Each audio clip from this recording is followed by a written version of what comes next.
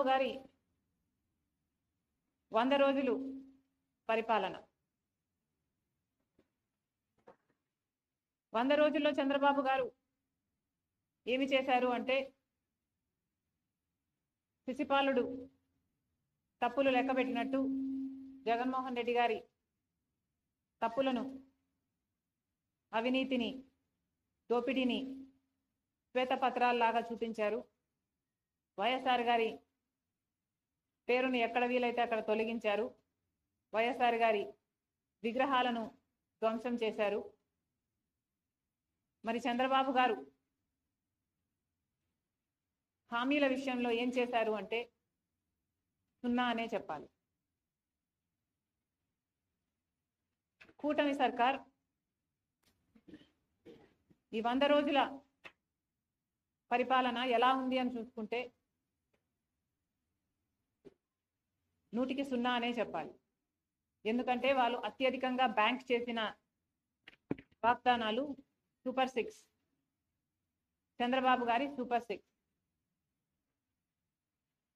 చంద్రబాబు గారు చెప్పిన మాట, 100 రోజుల్లో మేము రాష్ట్రాన్ని గాడిలో పెడతాము, 100 రోజుల్లో మేము పక్కా యాక్షన్ ప్లాన్ రూపొందిస్తాము, 100 రోజుల్లోనే మేము అద్భుతాలు చేస్తామని చెప్పిన చంద్రబాబు గారు 100 రోజులు దాటిపోయినా కూడా ఇప్పటి వరకు సూపర్ 6లో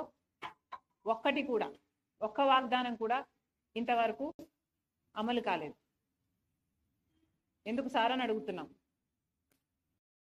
మోడీ గారి డైరెక్షన్లో చంద్రబాబు గారి 100 రోజుల సినిమా అట్టర్ ఫ్లాప్.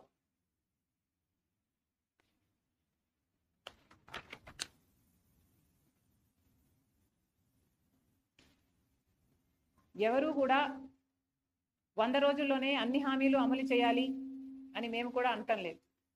కానీ ఒక మోసపూరిత ప్రభుత్వాన్ని దించి ఇంకో ప్రభుత్వాన్ని ప్రజలు ఎన్నుకున్నప్పుడు ఆ కొత్త ప్రభుత్వము వాళ్ళ పక్షాన నిలబడుతుందని ఎంతో ఆశగా ఓట్లేసినప్పుడు కనీసం మీరు ఇచ్చిన వాగ్దానాలలో ఒక్కటి కూడా నిలబెట్టుకోకపోవడం వెరీ డిసప్పాయింటింగ్. చంద్రబాబు గారి సూపర్ 6లో మొట్టమొదటిది రైతులకి 20,000 రూపాయలు ప్రతి ఏడాది ఇస్తామన్నారు. అన్నదాత సుఖీభవ అనుకుంటా దాని పేరు.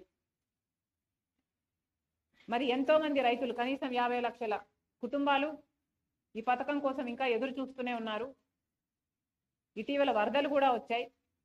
చంద్రబాబు గారు చెప్పిన విషయం, 7 లక్షల ఎకరాలలో నష్టం వాటిల్లింది, వాళ్ళందరికీ నష్టపరిహారం ఇస్తానన్నాడు. 17వ తేదీ లోపల అది విడుదల కూడా చేస్తానన్నాడు. ఆ 17 కాస్త దాటిపోయింది. ఇంతవరకు ఆ నష్టపరిహారమే ఇంకా ఇవ్వలేదు. ఇక సూపర్ 6లో చెప్పిన రైతులకి 20,000 రూపాయలు చంద్రబాబు గారు ఎప్పుడు ఇస్తారో ఇంతవరకు రైతులంతా ఎదురు చూస్తూనే ఉన్నారు. ఇది కాకుండా 20 లక్షల ఉద్యోగాలు ఇస్తామన్నాడు చంద్రబాబు గారు. 20 లక్షల ఉద్యోగాలు ఇవ్వలేకపోతే 3,000 రూపాయలు నిరుద్యోగ భృతి ఇస్తానన్నాడు చంద్రబాబు గారు. 20 లక్షల ఉద్యోగాలు 4 లక్షల చొప్పున 5 సంవత్సరాలలో పూర్తి చేస్తానన్నాడు చంద్రబాబు గారు. అంటే ఈ సంవత్సరం 4 లక్షల ఉద్యోగాలు చూపించాల్సింది చంద్రబాబు గారు. కానీ ఇచ్చింది 16,000 ఉద్యోగాలకు మాత్రమే. మిగతా ఉద్యోగాలు ఎలా ఇస్తున్నారు, దాని ప్రణాళిక ఏమిటి, కోచింగ్ల కోసం తయారయ్యే బిడ్డలు ఎంతోమంది ఉన్నారు, లక్షలలో ఈ బిడ్డలంతా ఎదురు చూస్తున్నారు వాళ్ళకు ఉద్యోగాలు వస్తాయి అని. లేకపోతే ఉద్యోగాలు రాకపోతే కనీసం 3,000 రూపాయలు నిరుద్యోగ భృతి మీరు ఇస్తామన్నారు. అది ఎప్పుడు ఇస్తారో దాని కార్యాచరణ ఏది ప్రకటించలేదు. మీరు గత టర్మ్ తీసుకున్న 2014లో చంద్రబాబు గారు ముఖ్యమంత్రి అయినప్పుడు 2,000 రూపాయలు నిరుద్యోగ భృతి అని అప్పుడు కూడా చెప్పారు. కానీ అది గాలి కొట్టుకోపోయింది.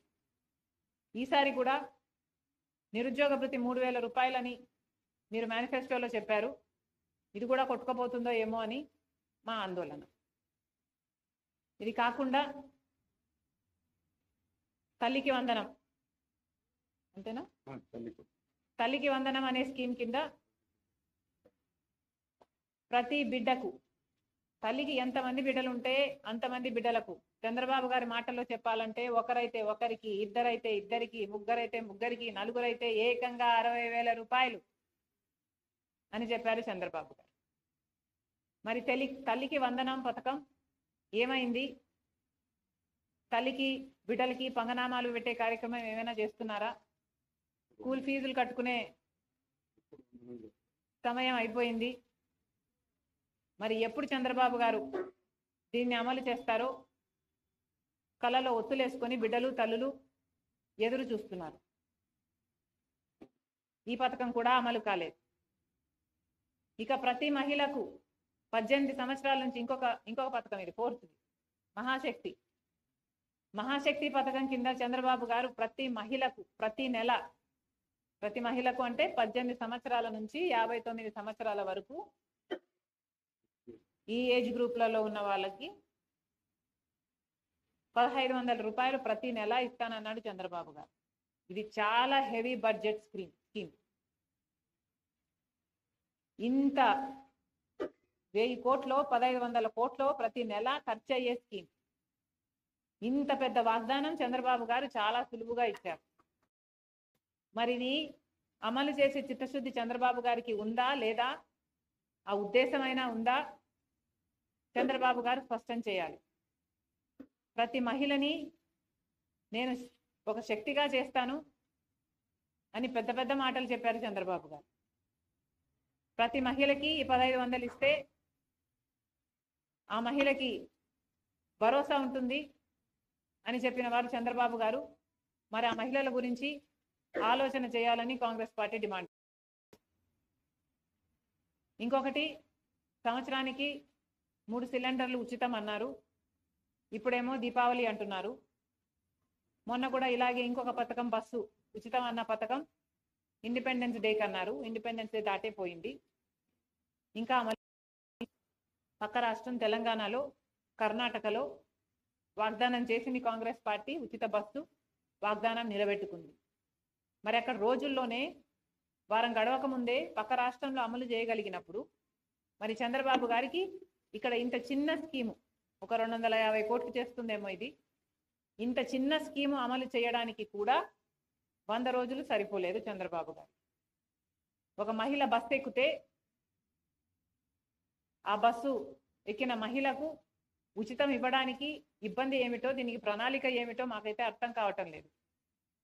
కొత్త బస్సులు వేస్తారు అంటే మహిళా బస్సు అని సపరేట్గా పెడతారా? ఏమిటి మీ ఉద్దేశం? ఎక్కిన వాళ్ళకు ఉచితం ఇస్తామన్నారు, ఉచితం ఇవ్వచ్చు కదా. ఎందుకంటే ఇది మహిళల భద్రతకు సంబంధించిన విషయం. పక్క రాష్ట్రంలో ఇంతకు ముందు 35 లక్షల మంది మహిళలు బస్సు ఎక్కుతుంటే ఈ పథకం వచ్చిన తర్వాత 50 లక్షల మందికి అది పెరిగింది. అంటే ఎంత మహిళలు వాళ్ళ భద్రత ఉంది కాబట్టే ఈ మార్గాన్ని ఎంచుకుంటున్నారు అంటే ప్రభుత్వం ఆలోచన చేయాలి. ఇది మంచి